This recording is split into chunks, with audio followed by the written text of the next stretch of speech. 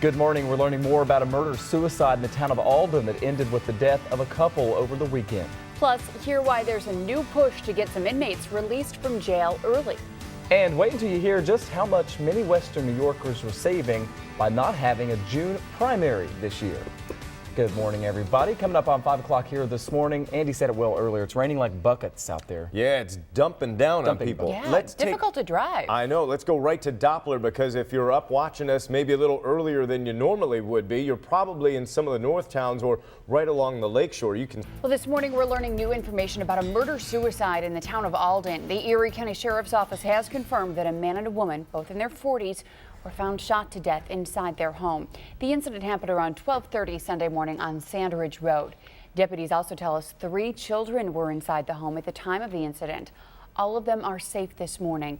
An investigation is still underway and no other details have been released. 2 Buffalo police officers and a retired lieutenant could go to trial after pleading not guilty yesterday to charges that they violated civil rights. The officers are accused of using excessive force on 4 teens back in 2009. Daybreak's Heather Lee joins us now with details on the incident and what the officers' attorneys had to say in court. Heather? Well, good morning, Melissa and Michael. The 3 officers pled not guilty to felony charges stemming from that 2009 case where a group of teens were arrested for firing a BB gun into a crowd. It's alleged that officers Raymond Krug and Joseph Wendell used that same BB gun to shoot one of the teens. Retired Lieutenant Gregory Kwiatkowski is also charged with using excessive force. The city settled a civil case brought by the teens, but according to one of the defense attorneys, there was no requirement to admit liability and none of the officers admitted responsibility. And the only thing we can comment on is the logic of it taking so long. I mean, if it was a strong case and it happened in 2009, you would think it would have been prosecuted far earlier than it was prosecuted. So that's a big question on everyone's mind. The mother of one of the teens involved was in court yesterday. She is a retired police officer herself. Now, if this case does go to trial, that would be in October, and the officers are convicted. They face a maximum 10-year prison sentence. Michael and Melissa. All right, Heather, thank you. Sure. Well, there is an effort underway from community groups and some legislators to re-implement a conditional release program for some Erie County inmates. This program used to operate until 2005 when the budget crisis forced it to end. It would target 20 to 25 nonviolent, low-level criminals per year for early release. They'd go on probation, which would free up jail space and allow them to get the help they need to try to stay out of jail for good. It would cost about $100,000 to hire a new probation officer and possibly an assistant to handle the cases. Like the idea, I'm not sure that it's the best use of resources. Honestly, I could probably put that money to better work having a probation officer with a general supervision caseload out on the streets. Still, some county leaders, community groups, and the sheriff will all meet to discuss this program over the next few weeks. The search continues this morning for a missing Kenmore West High School student. Town of Tonawanda police say 16-year-old Erin Dagler was last seen when school was dismissed this past Friday, and she never made it home. Police say the teen is believed to be with a friend who lives in the Buffalo area. If you have any information on her whereabouts, you can contact Town of Tonawanda police at 876-5300. The controversy continues this morning over the release of 5 top Taliban leaders in exchange for an army sergeant who was kidnapped in Afghanistan 5 years ago. Sergeant Bo Bergdahl is recovering at a U.S. military hospital in Germany after his release over the weekend. NBC's Richard Engel has more on the deal that brought him home and the questions some politicians still want answered. There's a cost for every transaction. For the only American POW in Afghanistan, it was paid in these embraces. The 5 Taliban leaders in their new home in Qatar. They'll soon be joined by their families. After years in prison in Guantanamo, accused war criminals, an associate of Osama bin Laden. Classified Pentagon rap sheets leaked by WikiLeaks show all 5 were high-level figures in the Taliban's fight against U.S. forces in Afghanistan, considered dangerous, not recommended for release. Taliban leader Mullah Omar, in a rare public statement, called their release a great victory. But they're not entirely free now. Under the deal, brokered by Qatar's royal family, they'll be under surveillance in Qatar, tight travel restrictions for at least the first year, and barred from Taliban politics. Violate the deal, and they'll be jailed in Qatar. Counterterrorism officials say these men, now all in their mid-40s, would find it difficult to slip under the radar, at least for now. What this deal will do will keep them from being an immediate presence on the battlefield in Afghanistan. What it won't do and can't do is stop them from playing a significant role with the Taliban in the more distant future.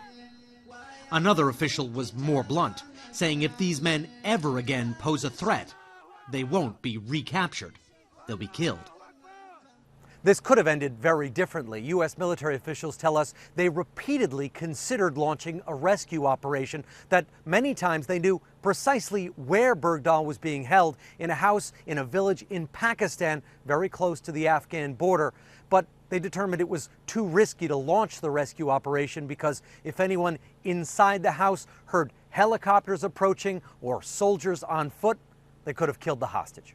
Richard Engel, NBC News, Landstuhl Medical Center, Germany. 5:07 on Daybreak. President Obama's in Poland this morning, beginning a 4-day mission to fix relations with European allies. He's expected to urge European leaders to keep up pressure on Russia over its threatening moves in Ukraine.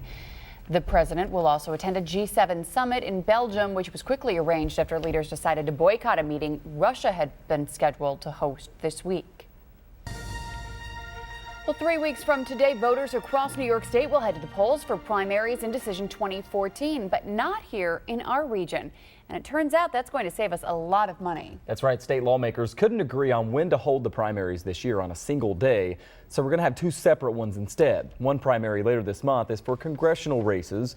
The other is in September for state and local positions. Officials estimate that could mean up to $50 million wasted statewide, money that would be saved if we just had the primaries on the same day.